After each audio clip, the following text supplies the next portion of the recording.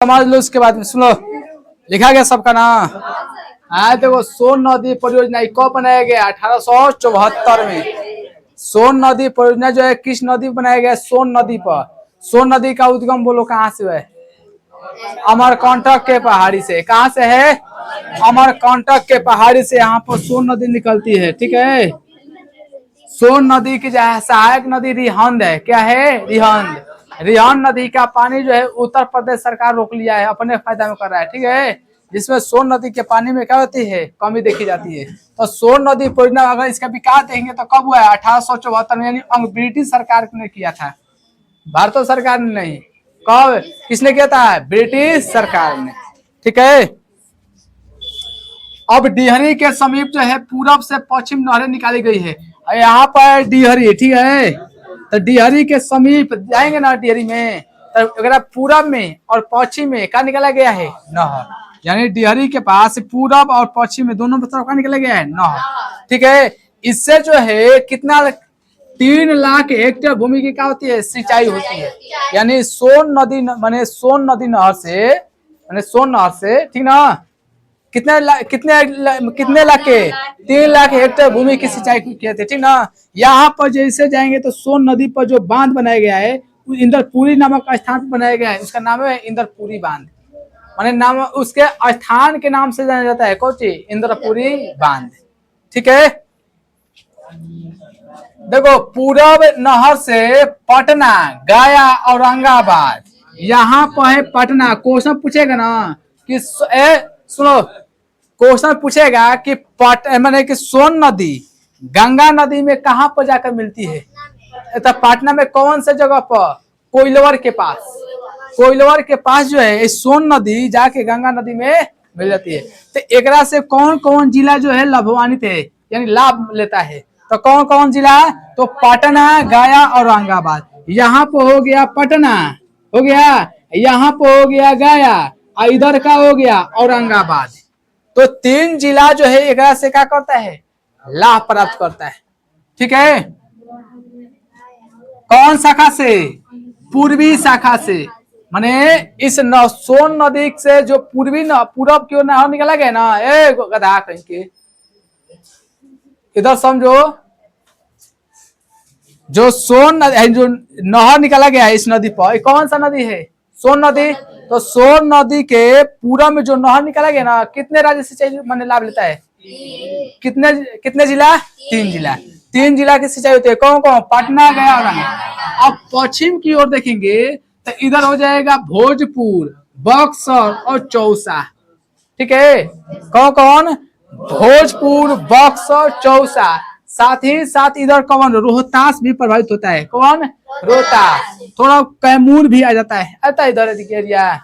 सोन नदी नहर से, यानी सोन नहर जो सोन नदी है ना, बांध जो बनाया गया सोन नदी पर, सोन नदी से जो बांध निकाला गया ना, पश्चिम में मतलब पश्चिमी शाखा से कितने जिला लाभान्वित होते हैं? 3। तो कौन कौन? भोजपुर, बक्सर, चौसा, इधर रोहतास भी आ जाएगा। कौन? रोहतास भी। अब पूर्वी शाखा से कौन कौन? पटना, गया, औरंगाबाद। 3 जिला इधर से हो गया, और 3 जिला माने टोटल मिला के कितने जिला हो गया?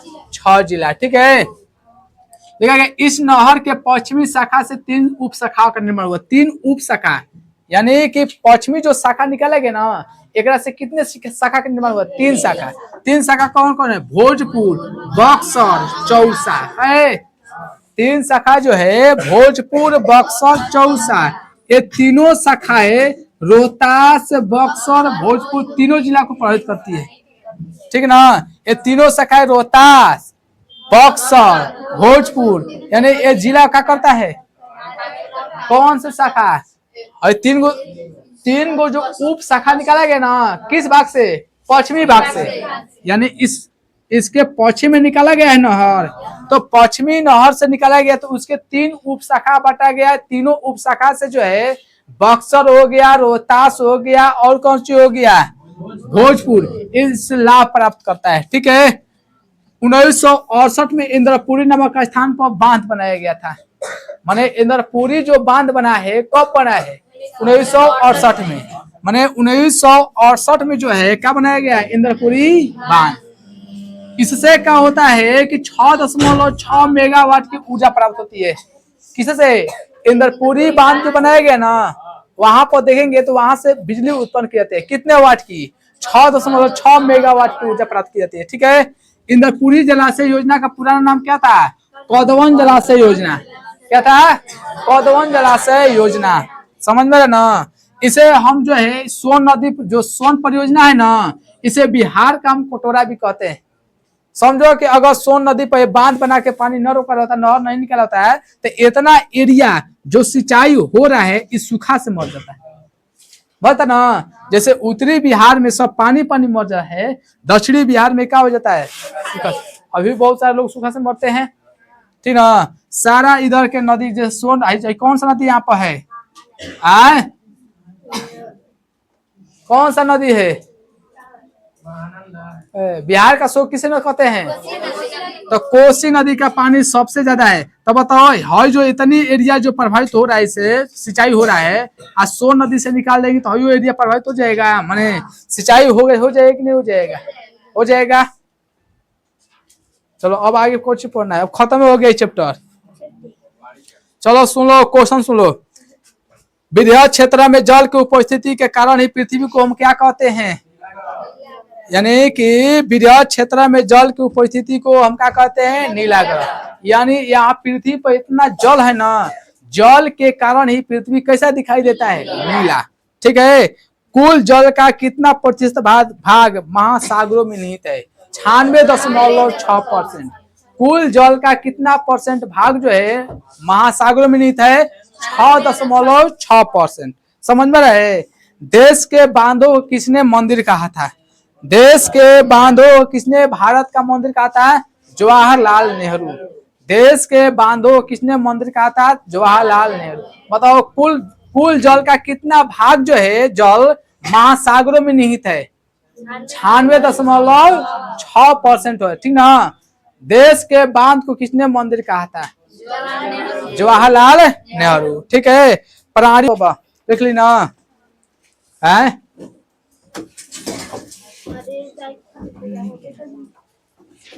लिख ली?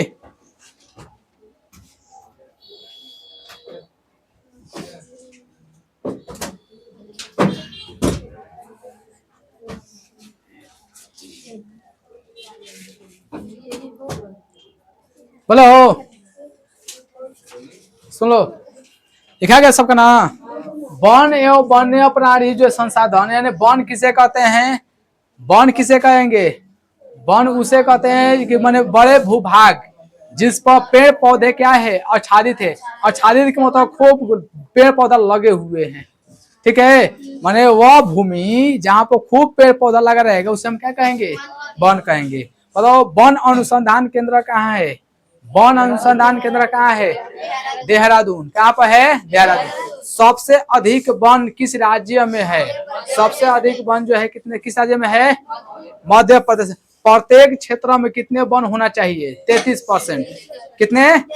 प्रत्येक क्षेत्र में जो है 33% वन होने चाहिए। समझ में है ना? हर एक 3 साल पर जो है रिपोर्ट देनी पड़ती है। 3 साल पर अपनी रिपोर्ट देनी पड़ती है। सबसे बताओ अधिक वन किस देश में है? जापान में। सबसे अधिक जो पेड़ पौधे कहाँ पर है? जापान में। जापान विकसित शहर है, फिर भी वहां पर ज्यादा पेड़ पौधे है। भारत में उतने पेड़ पौधे नहीं है। अगर हम बिहार में देखेंगे, बिहार में सबसे अधिक पेड़ पौधे किस जिले में है? रोहतास में। कहाँ पर है? रोहतास में। ठीक है ना? तो वन जो होते हैं 2 प्रकार के होते हैं। एक होता है प्राकृतिक वन, दूसरा क्या होता है? मानवकृत वन। वन 2 प्रकार के, प्राकृतिक और दूसरा क्या होते हैं? मानवकृत। प्राकृतिक का मतलब अपने से पेड़ पौधा उगा हुआ है। ठीक ना? अपने से पेड़ पौधा उग के वन बना दिया है, उसे हम क्या कहेंगे? प्राकृतिक वन। और जो मानव द्वारा लगाया जाता है उसे हम क्या कहेंगे? प्राकृतिक वन। इसी को बोलते हैं नर्सरी। नर्सरी होता है ना, पेड़ पौधे लगाते हैं, तो उसे हम क्या कहेंगे? मानवकृत वन। और वृक्ष के घनत्व, वृक्ष के मतलब घनत्व समझते हैं संख्या के आधार पर। तो वृक्ष के घनत्व के आधार पर वन को कितने भागों में बांटा गया है? 5 भागों में।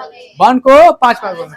अत्यंत सघन वन, खुले वन, झाड़िया या अन्य वन। चौथा क्या हो जाएगा? Mangrove one. अब इसको अब कल पढ़ेंगे।